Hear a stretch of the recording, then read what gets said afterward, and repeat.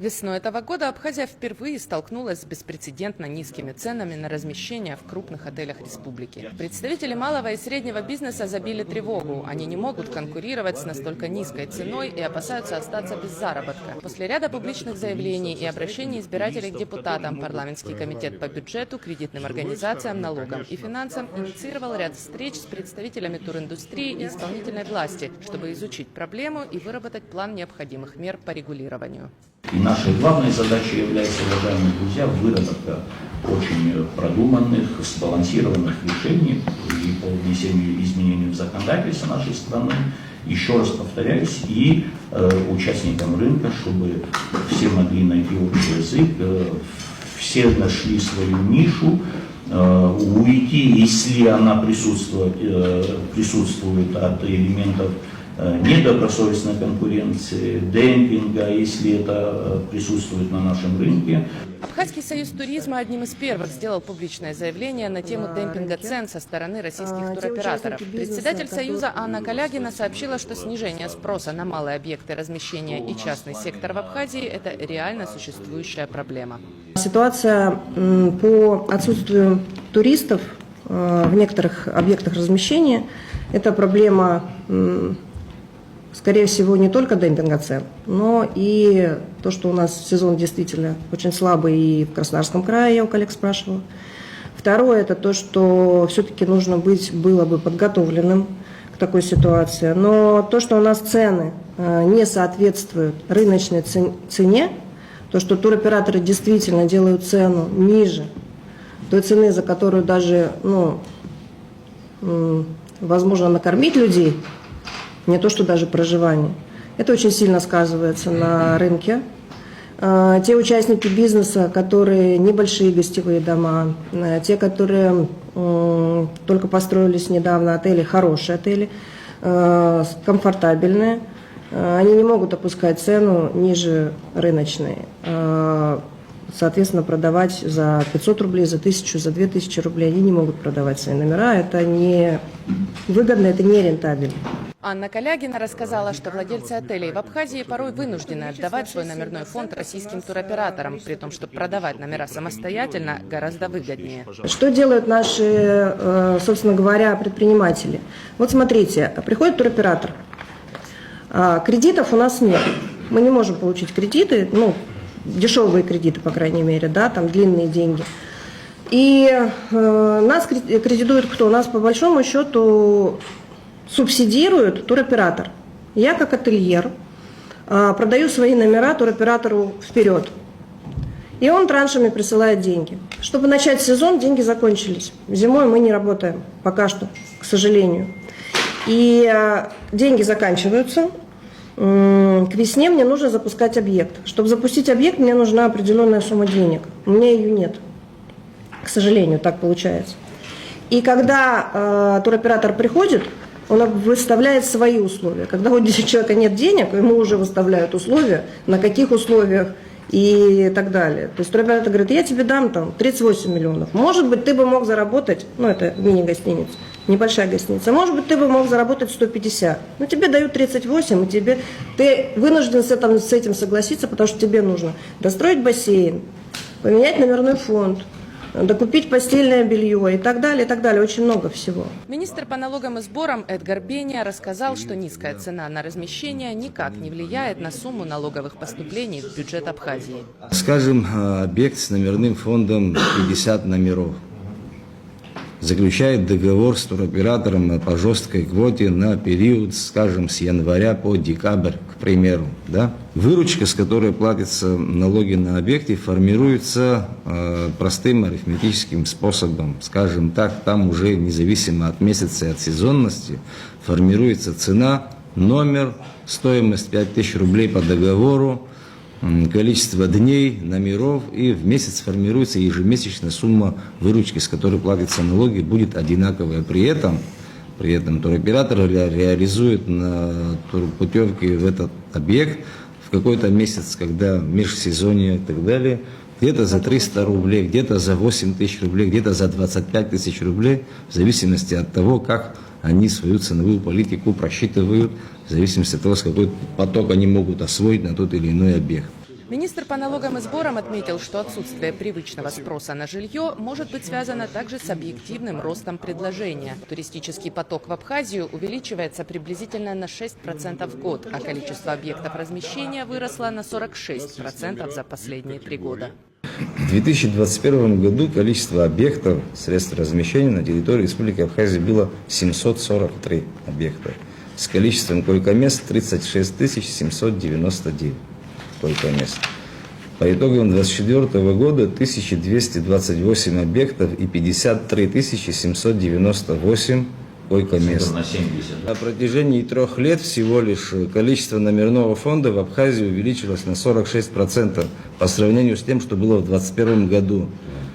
Это тоже один из факторов, по которому в тех или иных объектах, допустим, загрузка не такая, которой привыкли. Михаил Сичинава, владелец сети отелей, один из крупнейших игроков на рынке объектов размещения Абхазии. По приблизительным подсчетам ему принадлежат 18,5% от общего числа койко-мест в Абхазии. Михаил Сичинава сотрудничает с российскими туроператорами, и он уверен, что в случае необходимости и принятия общего для всех решения в договоре между владельцем отеля и туроператором можно указывать минимальную цену на размещение, ниже которой продавать нельзя. Согласен абсолютно. Должны быть, мелкий бизнес должен работать, безусловно. И никоим образом наша деятельность не должна этому мешать. Я абсолютно здесь 300% согласен с этим. С другой стороны, заключен с агентами договора. Мы сами напрямую не торгуем. Мы заключили. У нас в среднем выходит за летний период от 7 до 8 тысяч за номер. Выходит в среднем. Но они добавляют весенние, осенние и так далее. Они по-своему это все как-то интерпретируют.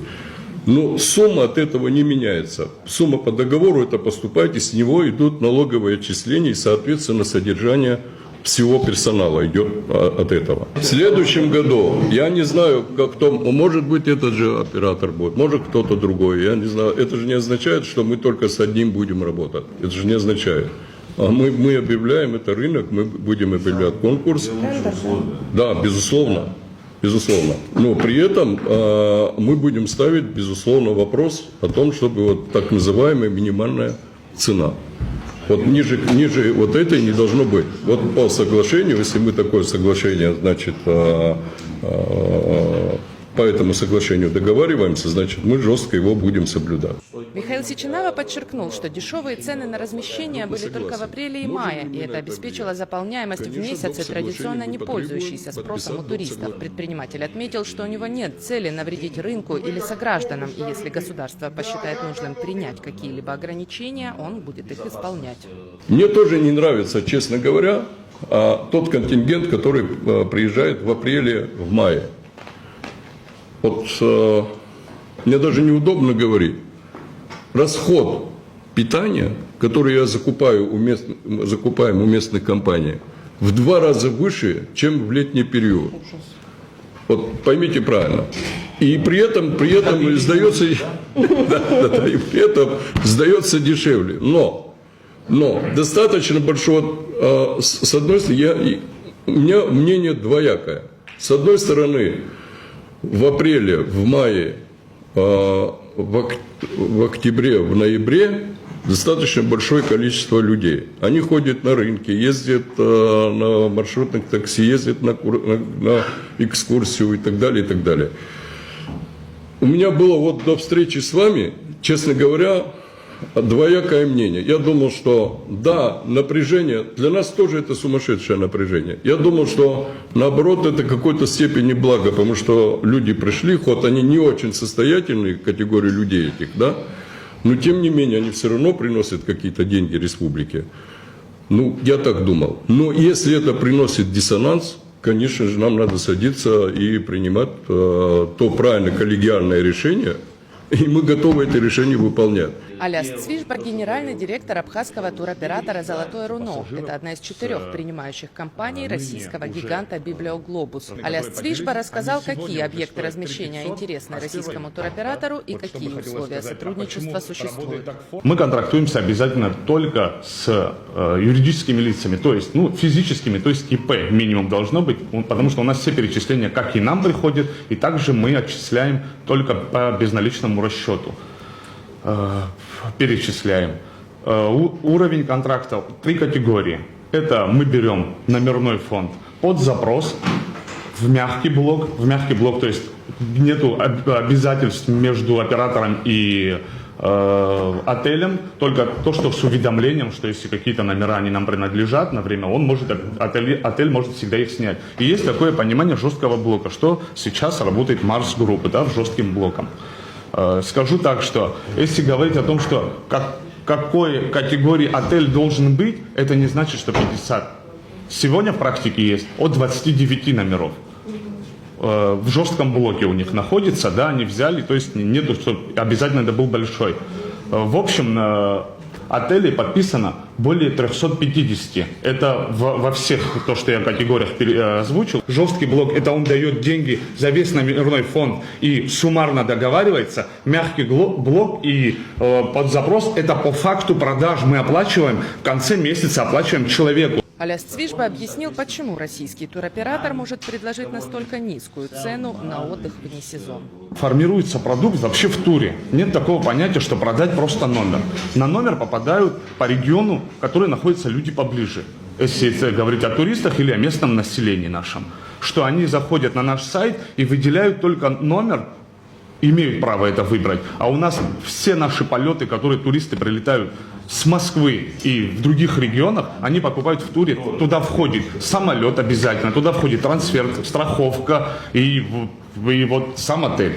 То есть для самого гостя не понять, какая цена. А вот когда пошла такая огласка, могу вам сказать, что в данном... Вы хотите сказать, что вы на самолет в мае или в апреле у человека за стоимость билета на самолет берете столько, что можете представить номер за 30 рублей? Я скажу, отвечу. Это что, 200 тысяч билетов? Отвечу, что самолет, обязательства самолета также берутся как отель. Они берутся ранее до сезона.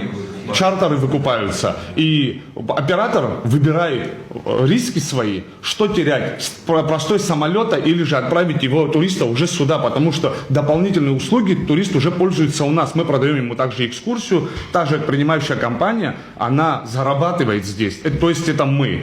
Депутаты говорили о необходимости введения системы сертификации отелей и модернизации законодательства, в том числе закона о туристической деятельности. Анна Калягина отметила, что Абхазский союз туризма готов предложить свое видение необходимых поправок и нормативно-правовых актов. Депутаты и представители туриндустрии сошлись на том, что необходимо тщательно проанализировать и выработать комплекс мер для защиты представителей малого и среднего бизнеса в сфере туризма. Надежда Боровикова, Инна Лагухова, Абаза ТВ.